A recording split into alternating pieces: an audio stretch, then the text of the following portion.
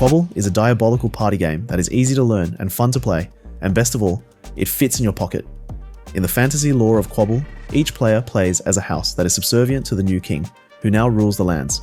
The lands contain many magical creatures and items, which the houses previously fought over, but these all now belong to the king. To prevent further bickering, the king offers to make these magical assets available to the houses, but they can only claim an asset if they offer it to their neighbouring house first. The game ends when no more assets can be offered, and the player who has collected the most points from their claimed assets is the winner. Each asset is a somewhat ridiculous creature, like a snorkel pig, or a whimsical item, like a very rare egg. The asset's value is shown in the top left corner of the card, and each asset has a special power that is used by its owner at the end of the game. To set up Quabble, players are seated in a circle and privately receive 5 asset cards and 1 direction indicator card. The remaining deck is placed face down in the middle of the table. Quabble is played over multiple rounds, with each round only taking 2 minutes to complete.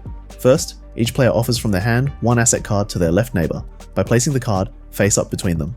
Players then decide if they wish to claim the asset to their left or their right. They secretly place their direction indicator card face up on the table, with their palm obscuring the arrow that points to the asset card they want to claim as their own. Finally, all players lift their hands simultaneously to reveal which asset card they wish to claim.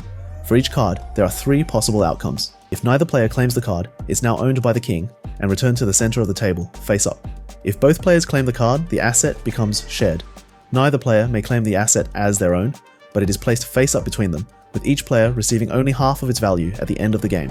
If one player claims the card, they now own the asset and place it face up in front of them.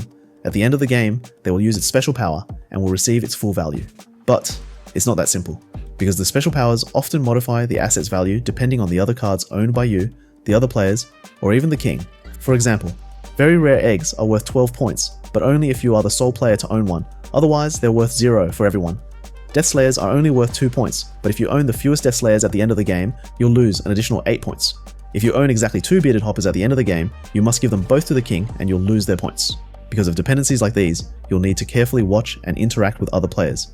Be prepared for frequent negotiating, pleading, deceiving, and cooperating with your fellow players if you want to get ahead.